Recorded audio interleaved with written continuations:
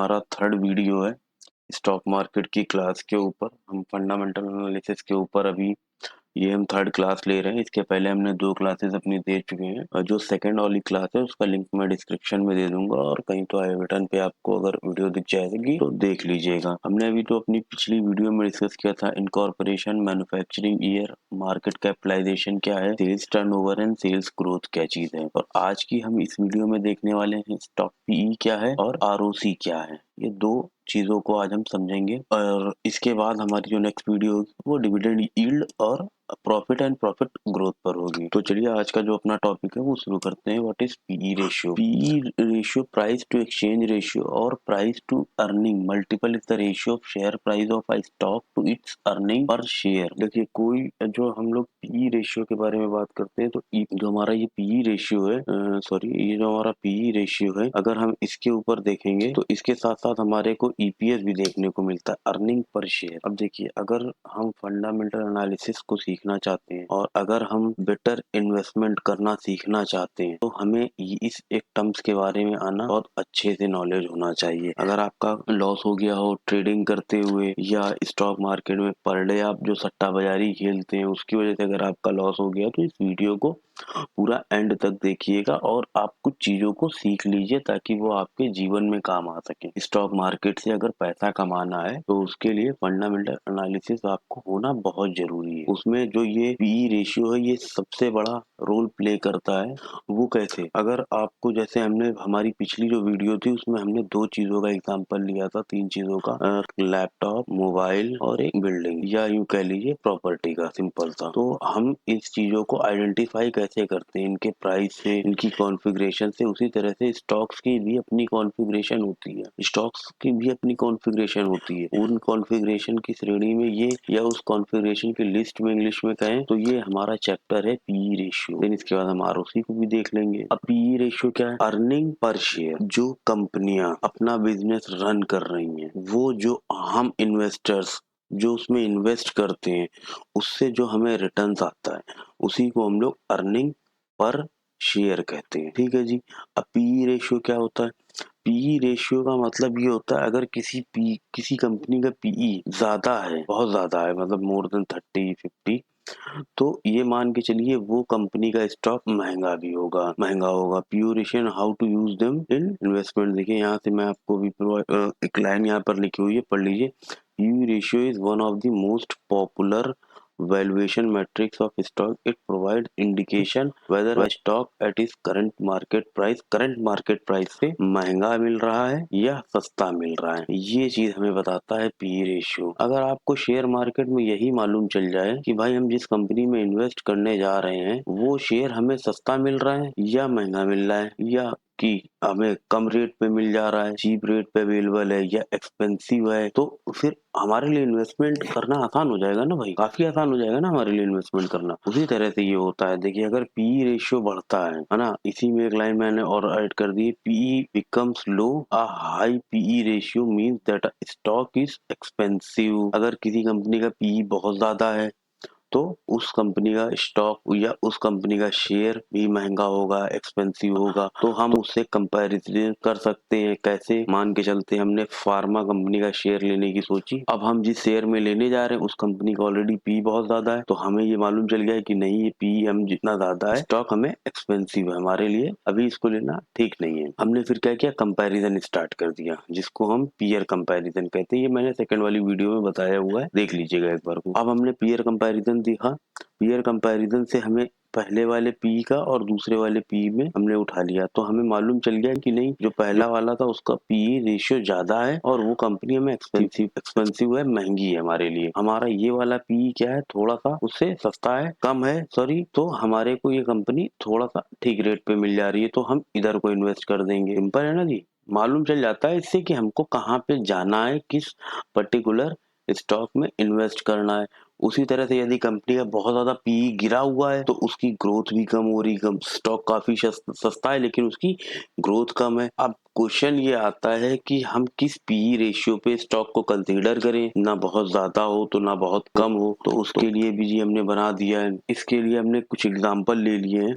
जैसे कि अगर हम देखते हैं टाटा कंसल्टेंसी सर्विसेज लिमिटेड का स्टॉक मानते हैं 31.9 रुपीज के आसपास है। करंट मार्केट प्राइस जो आज की डेट में मैं वीडियो रिकॉर्ड कर रहा हूँ उस डेट को ये मार्केट प्राइस 4245। स्टॉक भी देखिए क्या है, ज्यादा है। अब इसी के कंपैरेटिवली ये आईटी कंपनी की बहुत दिग्गज कंपनी में से एक है टीसीएस। इसके ऊपर भी एक मैंने सेपरेट वीडियो बना रखी है, देख सकते हैं आप उसको भी। उसकी कंपैरेटिवली दूसरी कंपनी है, आईटी की ही कंपनी है, विप्रो लिमिटेड। स्टॉक का पीई क्या है 25.5, लेकिन करंट मार्केट प्राइस कम है। तो इससे जो अभी हमने देखा कि पीई रेशियो अगर किसी कंपनी का ज्यादा है तो उसका शेयर भी जो है महंगा होगा। अगर किसी कंपनी का पीई रेशियो सस्ता है, कम है, तो उसका मार्केट प्राइस भी आपको यानी शेयर प्राइस भी अच्छे रेट पर मिल जाएगा, यानी सस्ता होगा। Now what PE used for prefer for investment decision, जो हमारा ये एक क्वेश्चन आता है कि भाई आखिर कौन सा पीई हम कंसीडर करें इन्वेस्टमेंट करने के लिए। इन्वेस्टमेंट के लिए हम कौन सा पीई यूज करें? अगर आपको पीई यूज करना है तो 20 में प्रोवाइड गुड इन्वेस्टमेंट, यानी कि अगर lower the P below 20 more attractive the investment potential. अगर मान के चलते ये तो अभी तो हमारा यहाँ पे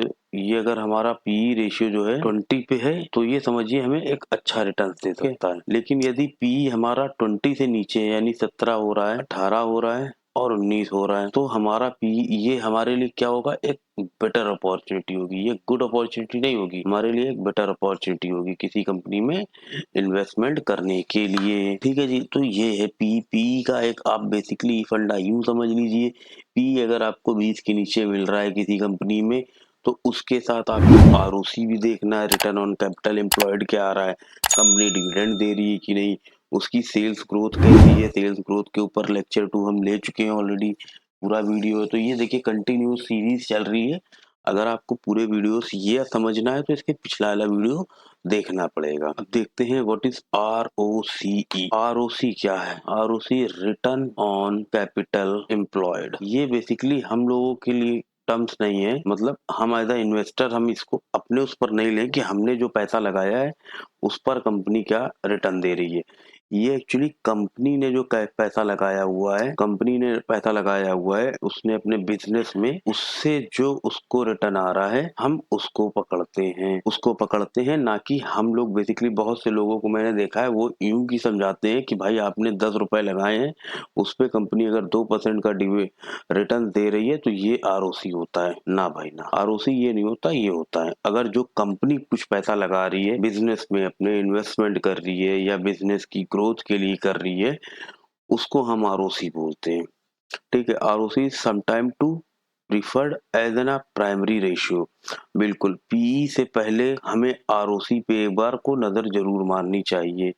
It tells us what return profit the business has made on the resources available। resources available का मतलब है कंपनी ए किसी भी सेगमेंट में डील कर सकती है, माइनिंग का काम कर रही होगी, साथ किसी और चीज के प्रोडक्शन में भी होगी, रेंटल बिजनेस में भी होगी, ठीक है, लीज के बिजनेस में भी होगी, उसके अलावा ट्रांसपोर्ट बिजनेस में भी होगी। ये जितना ओवरऑल इनके पास ये बिजनेस सेगमेंट है, इससे जो भी उनका प्रॉफिट आ रहा है, वही हमारा कैप रिटर्न है कि रिटर्न ऑन कैपिटल एम्प्लॉयड है।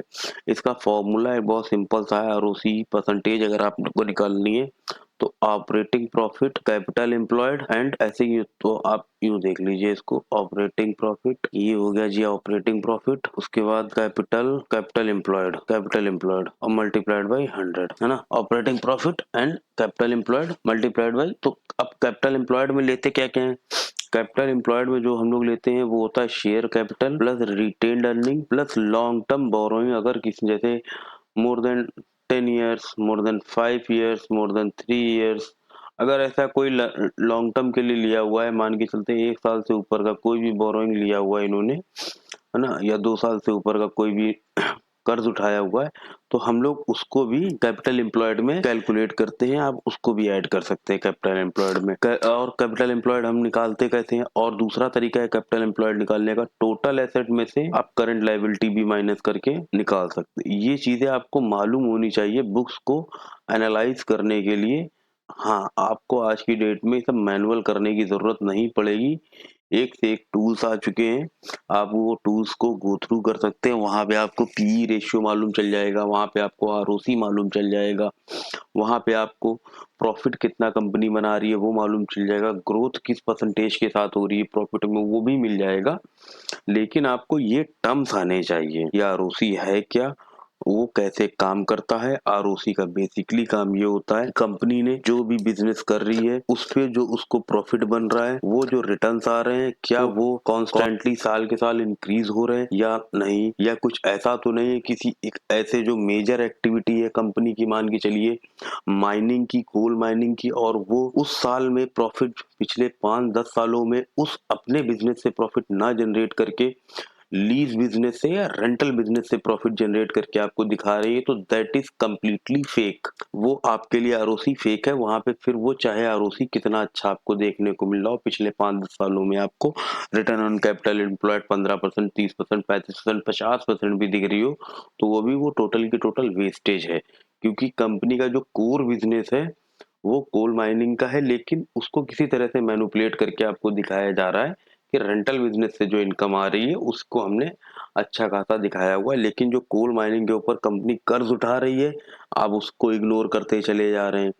कोल माइनिंग का जो उनका मेजर बिजनेस है उसके लिए जो कंपनी इन्वेस्टमेंट कर रही है, आप उसको इग्नोर करते जा रहे हो। जो मैन पावर यूज हो रही, जो खर्चे वहां पे यूज हो रहे हैं, आप उन्हें इग्नोर कर रहे हो। लेकिन क्योंकि कंपनी टिकी हुई तो उसी पर है ना। लीज का बिजनेस, रेंटल का बिजनेस उनका एक टेम्परेरी बिजनेस है, it can be closed at any time. ठीक है जी, ये था आरओसी, ये था हमारा पीई रेशियो। अगर हमारे इसी तरह के वीडियोस को आगे कंटिन्यू देखना है तो प्लीज चैनल को सब्सक्राइब कर लीजिए। और हाँ, वीडियो का कोई भी पार्ट अगर आपको अच्छा लगता है तो कमेंट करें, नहीं अच्छा लगता है तो प्लीज डिसलाइक जरूर करें। और अगर आपको वीडियो पसंद आ रही हो तो हमारे चैनल को सब्सक्राइब जरूर कर लीजिएगा। और हम अभी ये सीरीज हमारी कंटिन्यू ऐसे ही चलती रहेगी जैसे अभी चल रही है। अभी इसमें फर्दर हमारी 5 से 7 वीडियोस और हैं। उसके लिए मेक श्योर करें कि चैनल को सब्सक्राइब कर लें, साथ के साथ बेल आइकन एक होता है कोई, तो उसको भी प्रेस कर दीजिएगा। और दूसरी चीज, अभी हम लोग बहुत जल्दी प्लानिंग करने जा रहे हैं डेली अपडेट के ऊपर, डेली स्टॉक अपडेट के ऊपर, कि हम कुछ एक ऐसे शॉर्टलिस्ट करेंगे स्टॉक, 1 या 2, जिन पर हम डेली आपको रिव्यू कर सके, उन स्टॉक्स का हम डेली रिव्यू कर सके। तो अब देखते हैं, लेट्स सी, ये हम प्लानिंग कर रहे हैं अगले 1 महीने के बाद, या हो सकता है नेक्स्ट 15 डेज के बाद आपको ये देखने को मिल जाएंगी वीडियोस। तो चैनल सब्सक्राइब कर लीजिए। Thank you so much.